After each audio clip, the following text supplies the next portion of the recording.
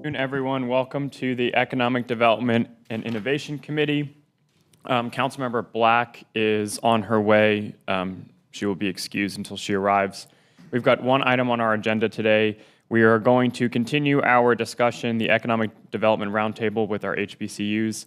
We are joined today by Dr. Dillard, President of Shaw, and Dr. Burgess, President of St. Aug.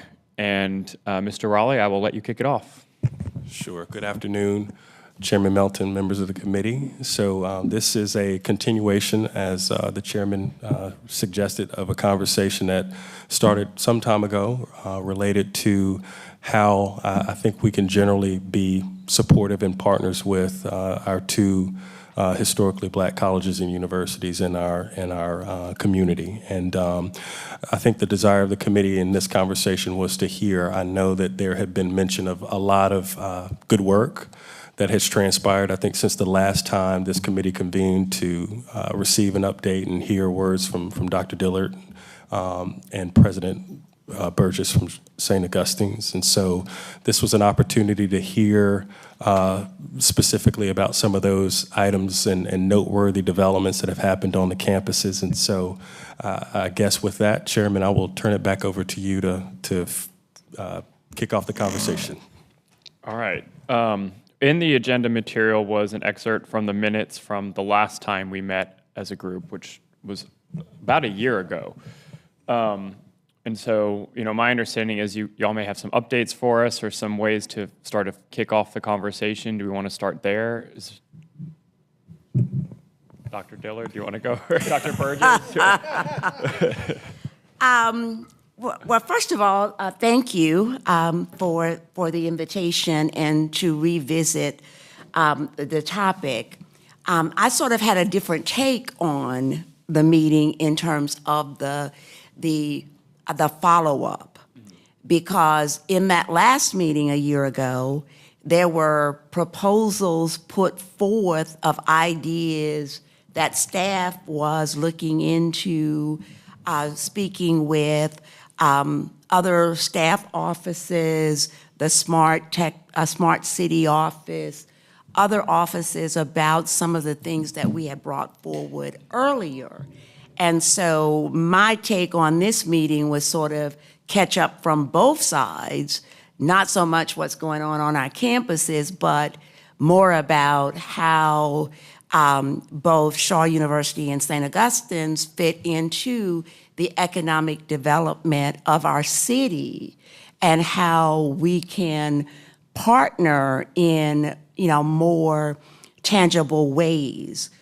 We discussed in detail that Raleigh is different from Charlotte in terms of corporate headquarters, et cetera.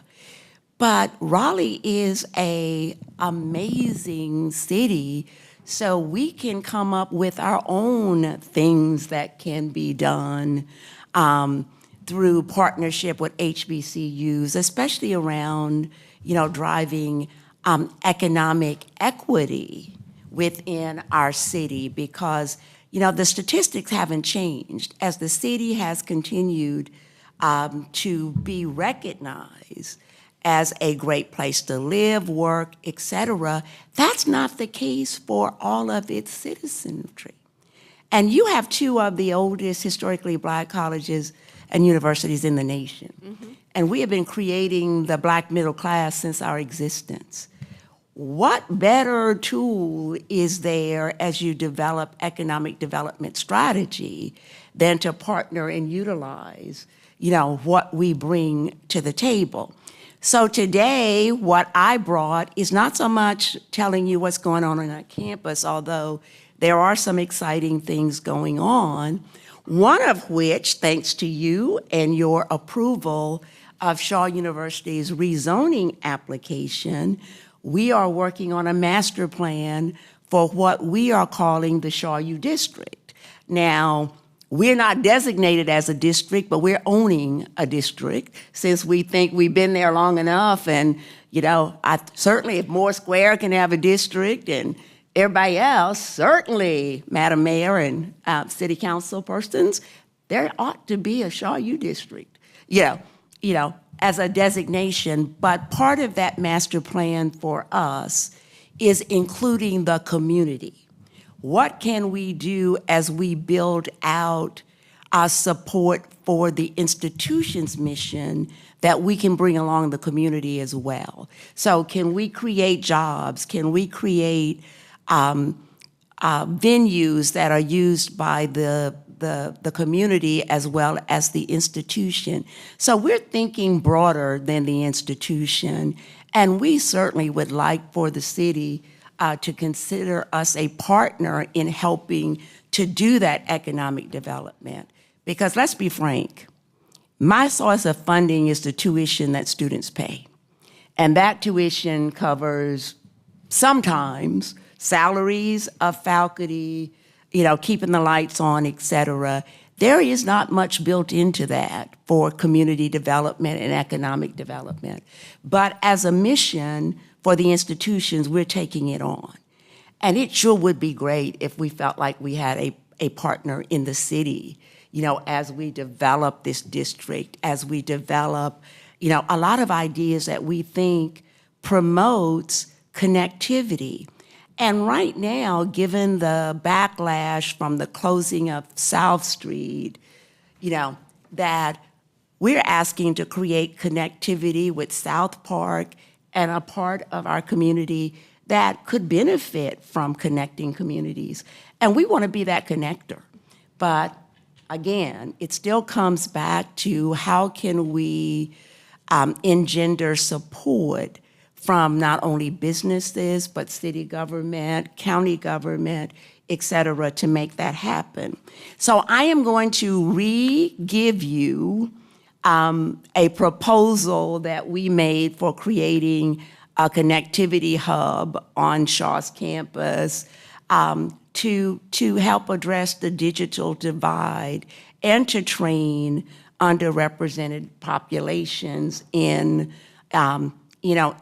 cyber operations.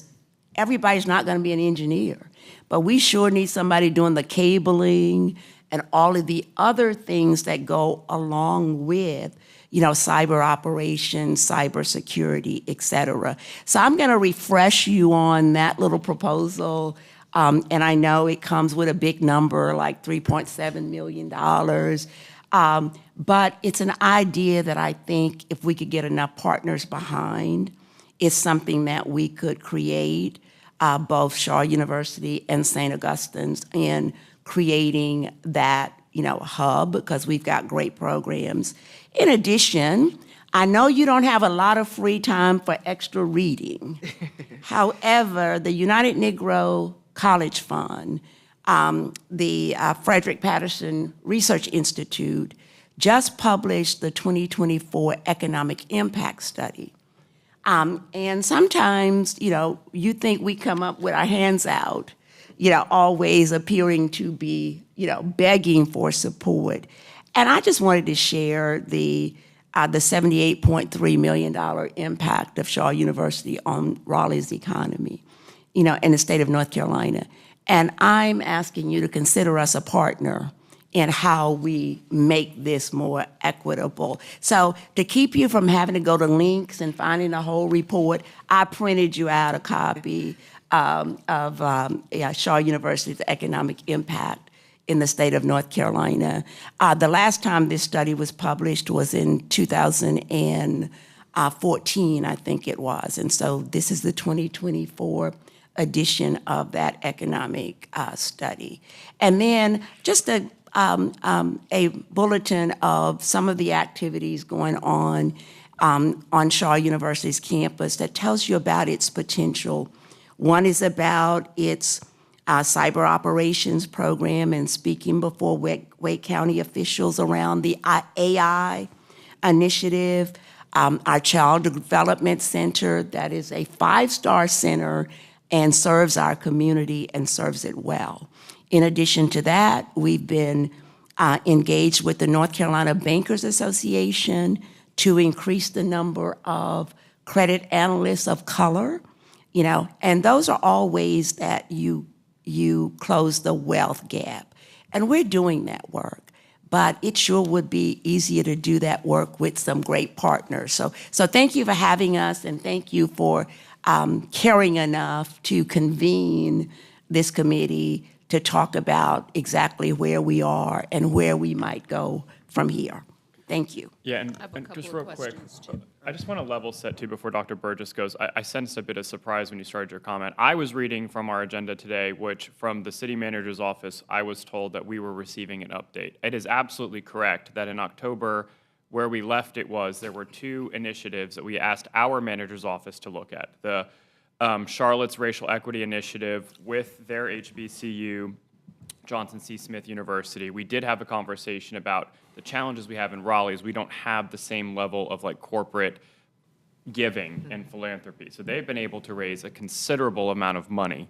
And how can we scale something like that in Raleigh with the understanding that our private partners may look a little different? And then the second piece was the digital workforce hub. And so I think you were absolutely right that there was homework for our manager's office that we are expecting to receive an update on as well.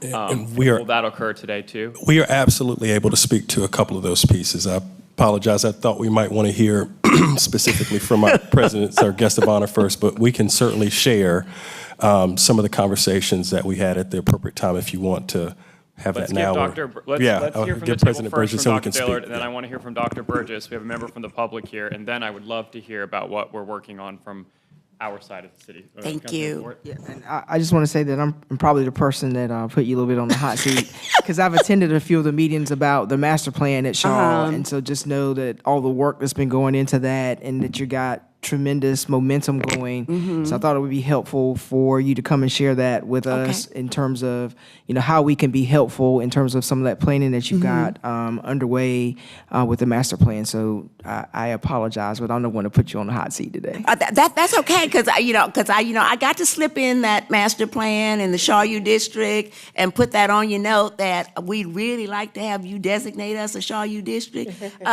In case you missed that little part. But yeah, we're happy to share that. So being on the hot seat is really not how I'm perceiving it, but I just wanted to make sure that there was an expectation on both sides of the table about catching up and making sure that we're staying on task with these discussions. So thank you, Councilwoman Ford. Mayor, I know you had something too. Well, I was going to say, I want to hear more about the master plan. Okay.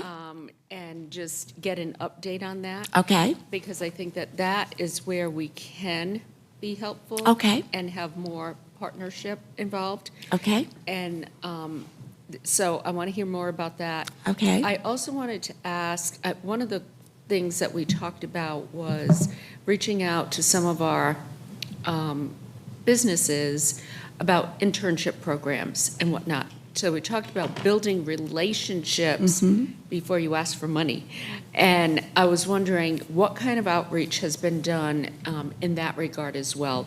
Because internships, I keep hearing from especially tech companies, we want to be more diverse. Okay, well, here's an opportunity to do that. So those were my 2 big questions. Okay. You want to let Dr. Burgess go or just... Yeah, it may be helpful to go ahead and get some information from Dr. Burgess. I know you and I met several months ago now over on campus. So, and I think that was early on in your tenure as the interim president. And so I know we're all eager for some updates. And then I think we could do a conversation and get that 2-way communication from our staff as well. So, Dr. Burgess, go ahead. First of all, good afternoon, and Madam Mayor, have not had the pleasure of meeting you, but thank you for being here and felt it not robbery to hear from both Dr. Dillard and myself. As the new kid on the block with the institution that seems to stay in the news, I think they just loved our beautiful campus. That 105 acres just speaks to you. But we are in a fight for survival. Let's not kid ourselves that we are working hard to retain our accreditations with SAC COC. The week before last, we had a special committee to come visit our campus as we march on to December. The biggest problem that we've had is making sure we get the 3 outstanding audits in and the financial issues that this institution has had. And it's not a fun place to be when you're dealing with creditors all day, but at the same time, It is an amazing place to be when faculty and staff still work, when students still come, and the fact that we can say we have remained open. The economic impact of HBCUs goes sometimes unnoticed, but Dr. Dillard, she's going to have the information to you, but I want to point this part out to you. $16.5 billion direct impact to HBCUs in this country. If you rank that with the Fortune 500, we would rank 187. That's what we do. And Raleigh actually has 2. So you don't just have our students, you have our faculty, our staff, our alum, and supporters who come back. But how do we garner those relationships? How do we make them feel whole? If you want a quick reminder about what it may feel like if either of us are not here, I think COVID is a good reminder. The local businesses struggled when those institutions were not here, either where from the grocery store to the person at the gas pumps. So many people saw the impact by not having our students, faculty, and staff here. We want to do something a little different in the sense that as we grow to build back better and fight through our accreditation and our challenges, we have a 105-acre campus, which we're only using probably about 20% of it. We also have over 44 parcels outside of campus. How do we utilize what we have to be a partner with the city of Raleigh? Because unfortunately, Wake County is the #1 county in the state to live and work, and #3 in the nation.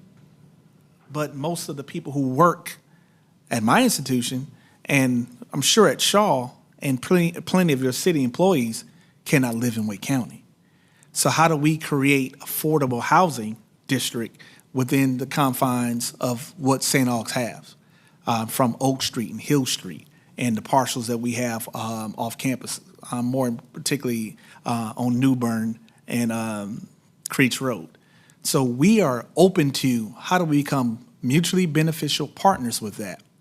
And if you want to see an amazing phenomenon, come to our campus between 5 and 7 this afternoon and see the people who are running on our campus, who are going down utilizing our track, who are getting some recreation. And many of them don't look like the students and faculty and staff that work at the institution, but they feel comfortable, they feel excited, they feel invited on our campus. But the neighborhoods, we don't have a wellness center. We have some weights where you can come in and work out. We do have an amazing track. But could you imagine what we can build for that community if we were able to upgrade it and be able to do some amazing things there? We have been a pillar for a long time, and we want to remain that. But what I have not seen outside of the graciousness of giving me some help or some extensions on paying my water bill is any funding coming back to the institution to support our programs, to support what we do for the community at large. So we look for a fruitful conversation.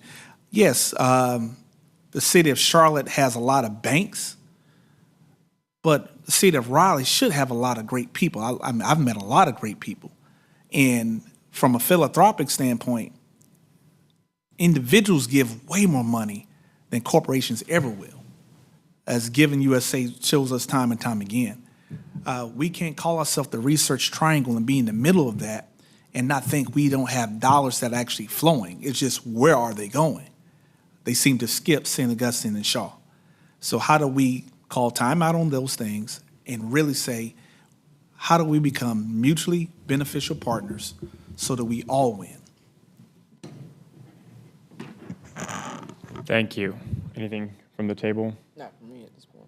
I know we have at least one person from the public who'd like to speak, so I want to go ahead and make time for that too. And then I think we'll have a discussion.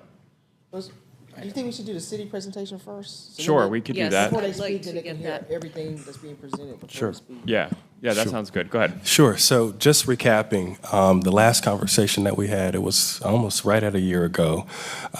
There were 2 specific asks, one of which was for staff to follow up with, I'll call them several community business interest stakeholder organizations that would be key in facilitating racial equity initiatives similar or akin to what Charlotte has. And so staff had those conversations. We spoke, I know specifically the Chamber of Commerce was identified as a key partner in that conversation, the Research Triangle Foundation, among a host of other partners. And so we set up a few calls and conversation, and I think probably the best way to characterize those was that there's clearly robust support for our institutions among all of those stakeholders, the business community. RTF in particular identified several ways. I know specifically with Shaw University that there's some existing partnerships. I know, Mary, you spoke about internships, and that was one of the things that I think was stressed in that conversation, is partnering with the institutions to make sure that those students have opportunities at the companies that are represented in the park. Among a host of other ways to sort of partner. I think on the whole, what I will say, my take was that there was some reservation about whether there was enough support or infrastructure in place in this community to replicate the MER, the Mayor's Racial Equity Initiative in Charlotte. But I think there were certainly some ideas of how more moderate steps may be taken to lead to something akin to that. I know that I think that's a $250 million. I know we received some information specifics. I know that staff had done some research and shared that may be in the notes about what specifically that looks like. Scale, scope, commitment to Johnson C. Smith University. I think it's on the order of $80 million as spelled out specifically to that. And so, again, I think lots of support, interest. Clearly we learned a lot about some of the existing relationships that I think are looking to be expanded upon in some of these cases. But yeah, I think probably to say it best, I think there's some apprehension in terms of modeling something exactly that way. But I think to the point that has been made, there are a lot of good people, and I think we talked to several of those folks in the course of this conversation that are willing and able to step in and to support these institutions in the way that they need. So, I'm sorry, I'll pause. Yeah. If I may, real quick, the only thing I will say is that I think the timing of the conversation, when we first had this initial conversation, was back in February 2023. So now we're in October of 2024, and I know that Shaw has done a tremendous amount of work with their master plan that was not in place when we had that particular meeting. So I'm wondering if it would be worthwhile to go back and have some of those conversations with community partners and stakeholders, and maybe include Dr. Dillard at this point, who can talk about some of the groundwork Shaw has already done with their master planning phases, and some of the new course curriculums and some other things that they're planning on bringing online that may soften some of that apprehension about trying to do the partnership as it relates to what was done in Charlotte. Because I know some of the conversations I've had with folks at the Chamber and some other entities, I think there is some interest in trying to get it started. We just know it won't be, as communicated to Dr. Dillard, it won't be the same financial level, but if we can at least kind of get it going and folks can see, because I think sometimes the best way to get people off the sidelines is that when they start seeing success and seeing things work, then other folks who are skeptical and apprehensive will say, okay, well, I see this working, so I'm ready to pitch in and put my dollars behind it as well. So that may be something to contemplate. I want to add to that too, just from a fundraising standpoint, having spent a lot of my life raising funds for causes. Relationships matter first. You can't walk in cold and ask somebody for money. Mm-hmm. You're not going to get it. And the feedback I've gotten is, we want to see what you're doing. And I think there was some question, like we asked the last time, have you reached out to any of the business community, have like the internships and whatnot, starting that relationship development. And I think that is kind of key. We're looking for you to kind of take the lead in some of that work so we can build on that. May I speak to that? A couple of things have been done. In fact, the Research Triangle Foundation hosted all of their companies in the Triangle for a dinner. And we brought faculty, students, et cetera, introduced everybody, made contacts, and in fact, we've got students probably at just about every organization, doing work as interns. We have a very robust, and one of the things that I'm going to share with you is, our students with Martin Marietta materials. We have been, we have more internship opportunities than we've got students enrolled because of the partnerships that we have with entities. And I can say the same thing for St. Augustine's. We publish routinely all of the great relationships that we have with folks. We've got Red Hat, Cisco has been an amazing partner. And, we have fellows, we have faculty fellows funded by a number of these same institutions here in Raleigh because they believe in the work that we're doing. So I can, I give you a whole booklet of stuff That was kind of the update I was looking for. And so we've done, a lot of that, and we can tape them off for you, send you the pictures of the students that have been at all of these places, and many of them have ended up being hired and doing great things. So, and I know I can speak for my friend President Burgess. We've done we've done everything but get some money. And so I believe that we've really made a lot of headway, Madam Mayor, on the relationship front. And I think the work that we're doing, with the master plan, and we are all up and involved in the strollway. It was supposed to be inclusive of some areas of, for African Americans on it, but as it coalesces, we're less and less in it. We are also engaged with the Heritage Walk, which lifts up, African American history.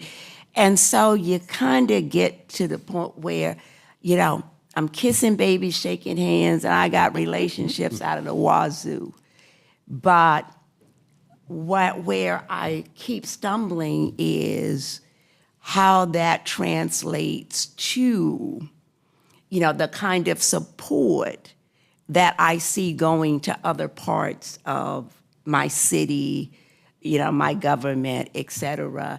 And I think Ruth Simmons, at the time she was president at Prairie View, she remarked that someone will give, another institution, $1 billion and ask for very little in return in terms of reporting and accountability, et cetera. I get $2 and I've got to leverage my firstborn, to be able to justify or to be trusted with, that kind of investment. So I'm coming to you genuinely asking you, what else, does it take? I'm willing, and I know Dr. Burgess is, to be in front of any, business, philanthropist, anyone else to make our case. But at some point, we're doing the lifting. We need a little help with the lifting, because we're lifting beyond our capacity, because our dollars, both St. Augustine's and Shaw's, come solely from the tuition that the student pays or the federal government pays on their behalf. So we don't have endowments, you know, barely double-digit endowments. And so without that investment, and I'm calling it an investment, not gifts, you know, not handouts, investments, because we have demonstrated year in and year out that we can produce a high-achieving, contributing citizen, you know, to Raleigh's economy. So that's my feedback on, you know, we've tried to do all that was requested, and now we're back at the table hoping that there's a next step to move us closer to.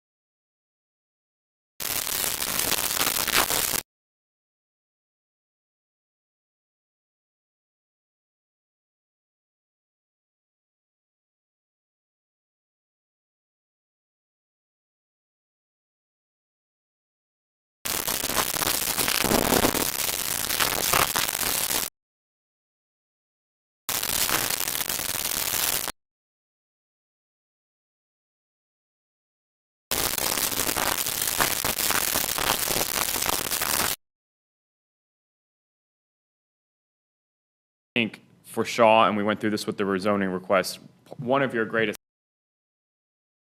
same thing for St. Aug.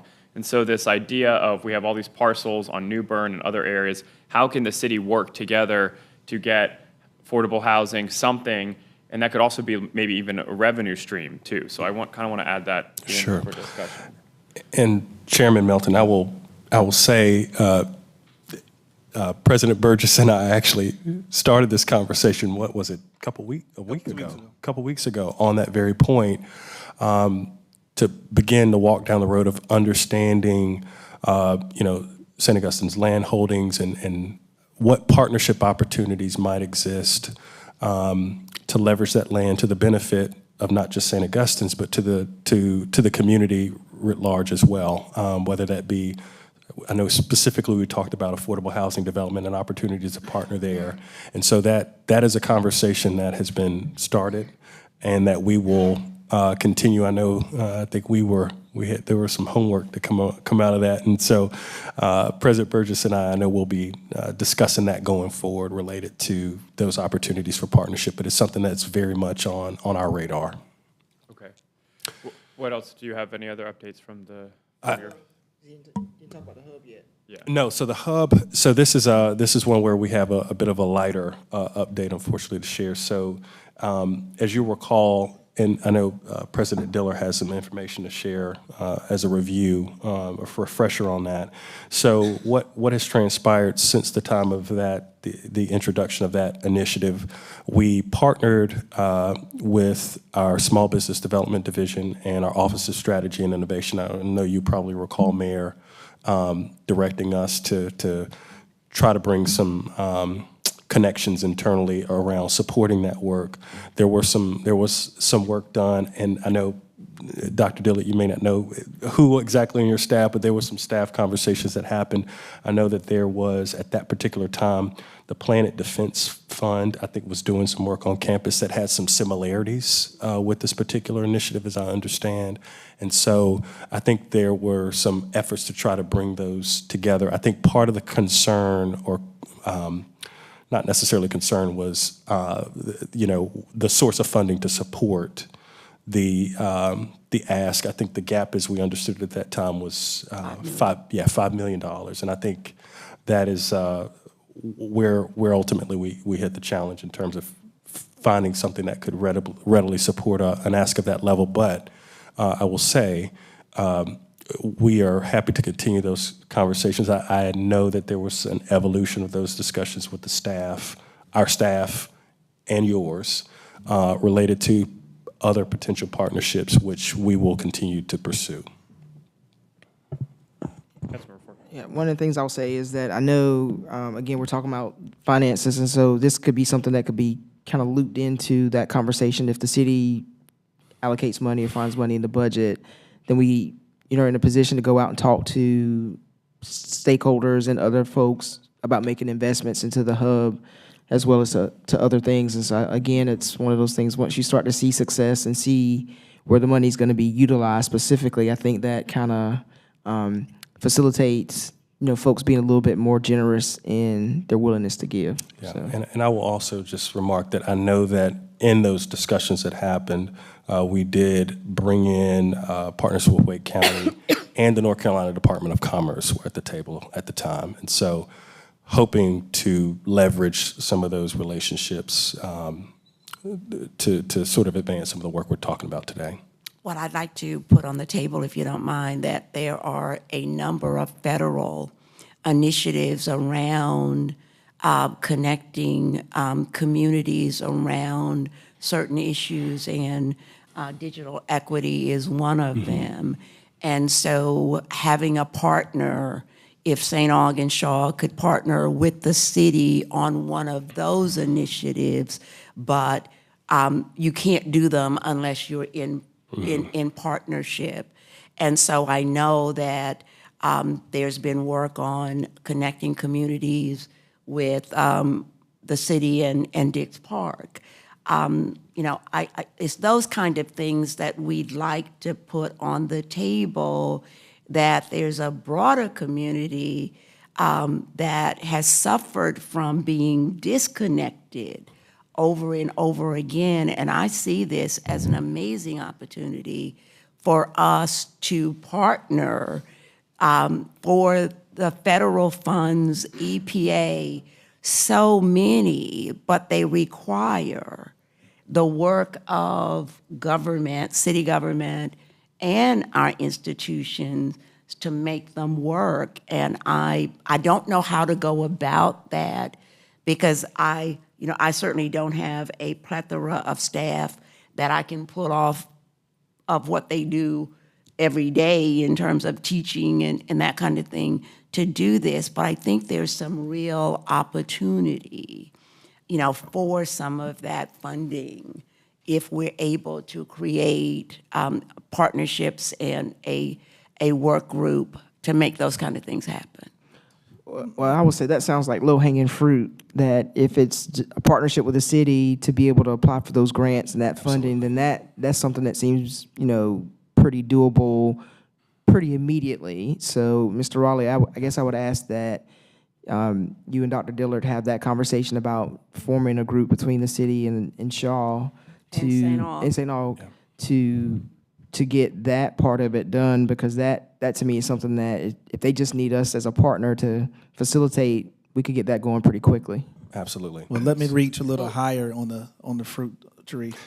One of the things I just wanted to follow up with the Bloomberg initiative, I think that would make a lot of sense because not only is it focused on climate change, it's also focused on upward mobility.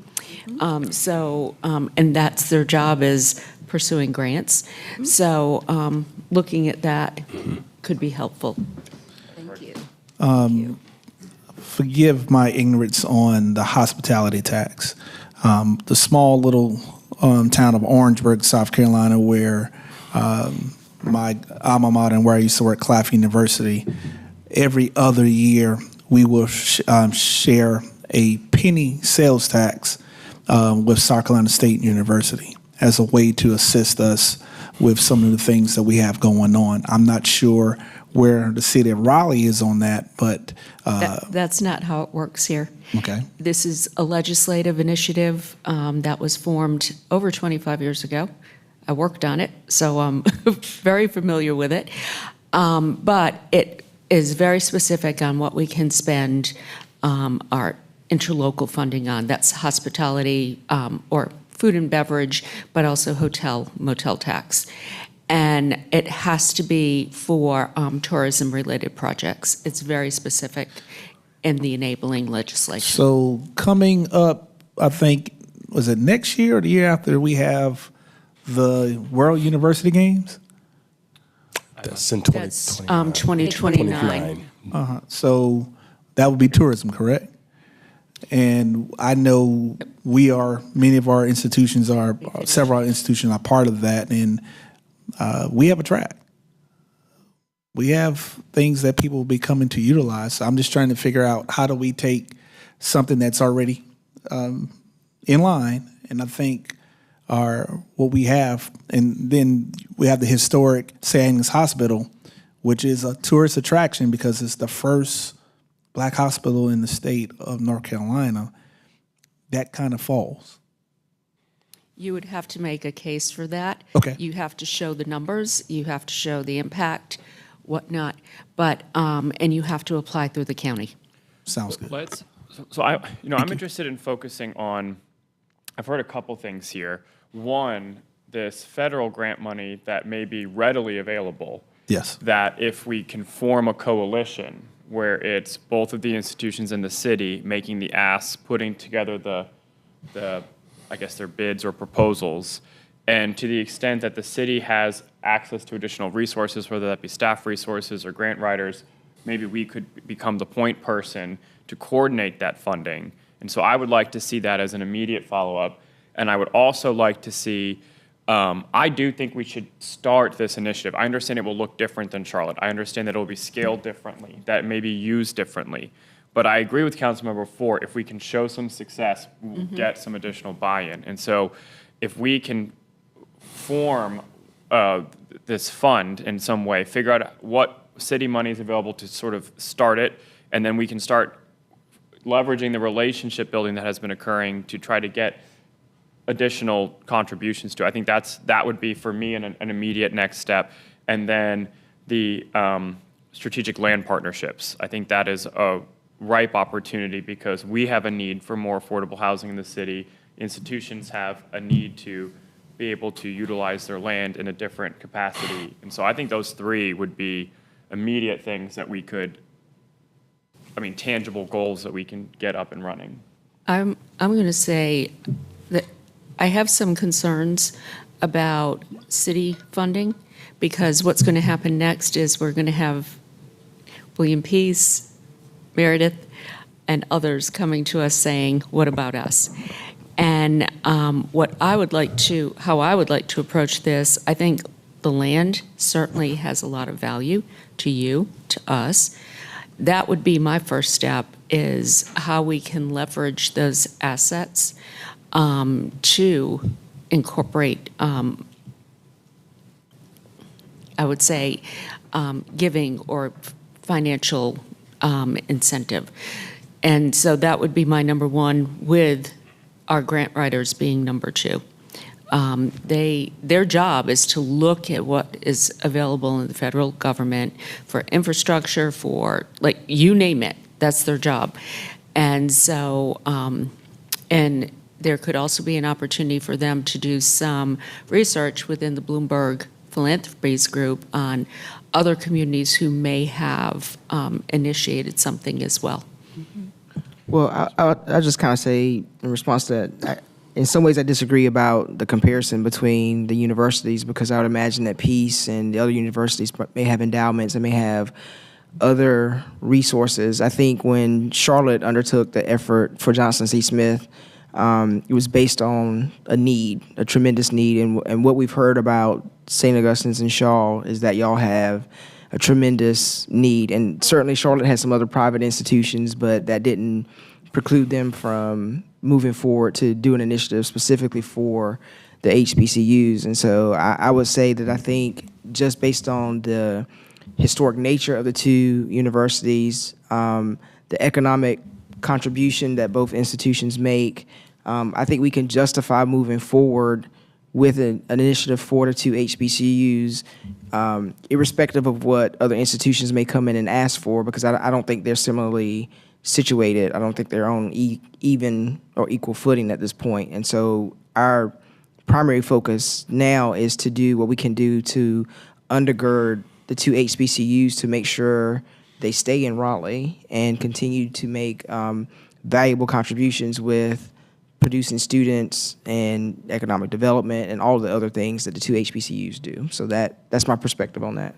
Thank Well, you. and the two initiatives we had discussed initially, the Digital Workforce Hub and the fund, they can almost get rolled up together, because if that fund, the first initiative for the fund could be to get the Digital Workforce Hub. And, that when we're looking at how do we comparing to other universities, we do know with the Digital Workforce Hub that there is a digital skills gap and there may be disparity in that space. And so it's not like everyone's on equal sort of footing there.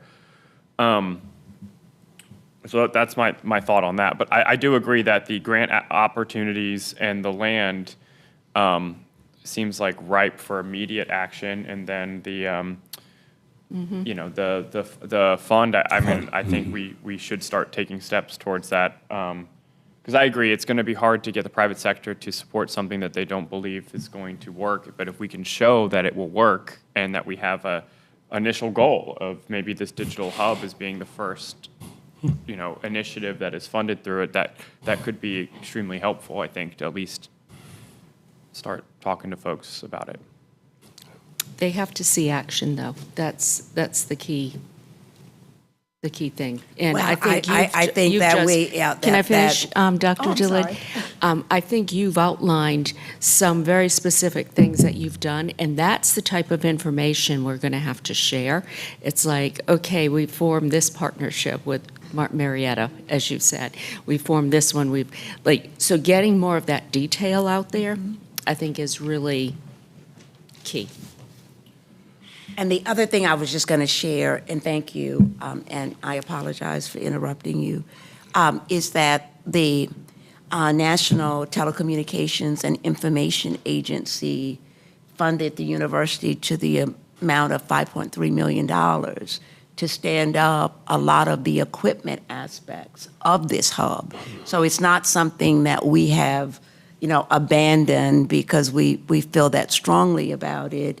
It's just that we're at the point now that we've demonstrated the commitment and gotten, that grant, and now I think it is, it is actually in existence. We just don't have it serving the university, and what the goal was to expand it to serve the broader community, and that's the ask. But I do have some updates on where we are with that.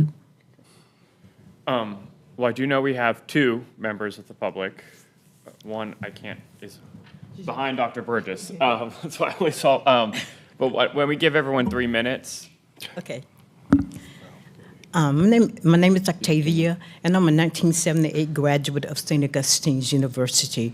I would like to set the short-term, medium-term, and long-term goals. I think the first thing that the city can do to help St. Augustine's University is to acquire the land that they have put up for sale. And that would be a tremendous help to St. Augustine's College. It will enable them to pay off the taxes so they can remove the liens, and so the city can go ahead and buy the property.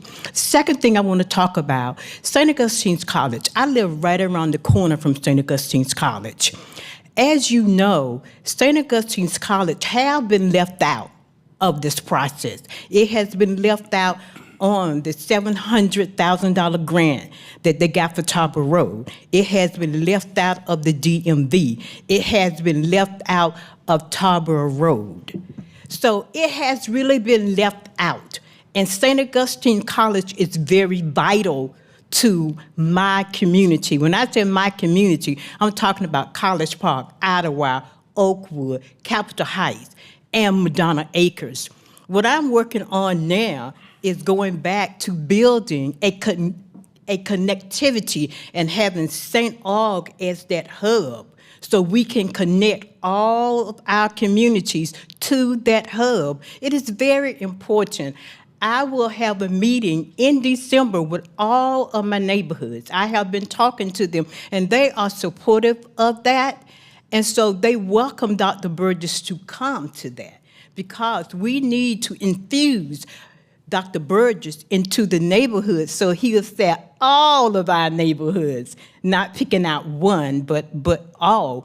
But St. Aug is very important to our neighborhoods.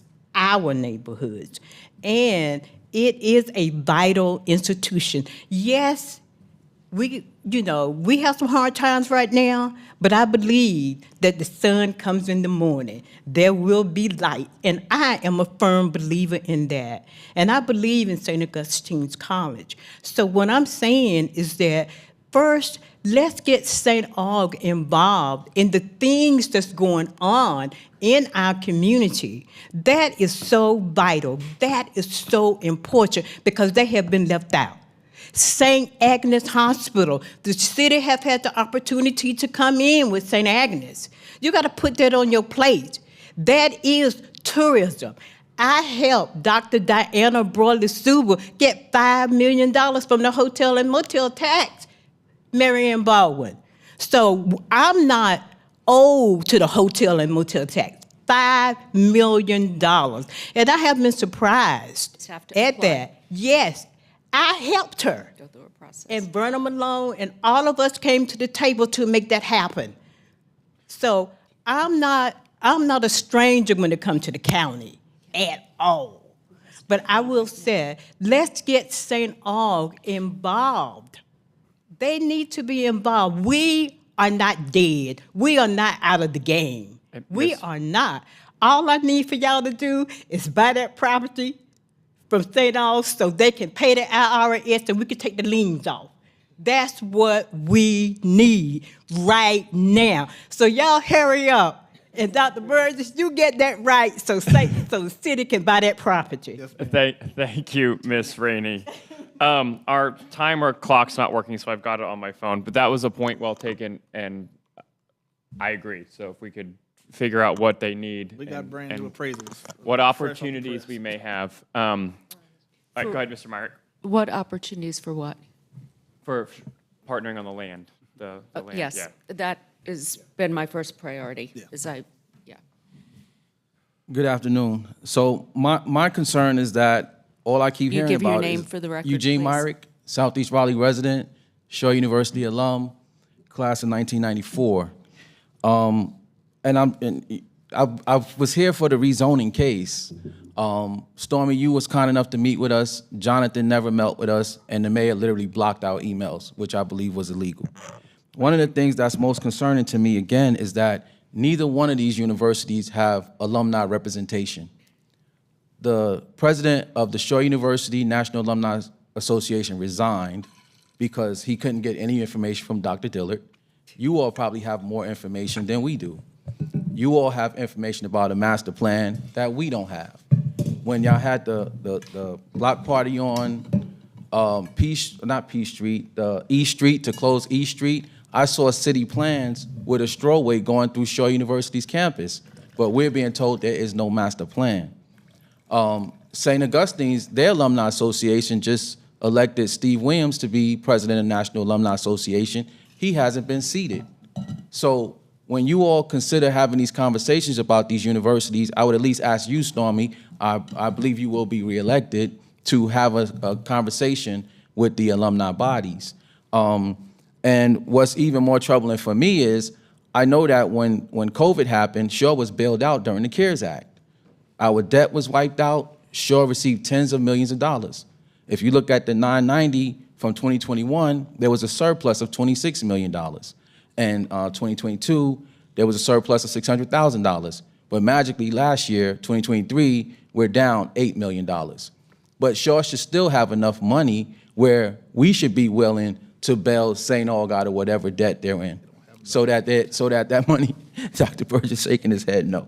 But I'm just saying, we should be in a better situation to want to help each other. But I keep hearing that the city needs affordable housing, but state has land. Nobody's asking state for affordable housing. Meredith, Peace, all the other colleges here, but everybody wants to get their hand on Shaw University property.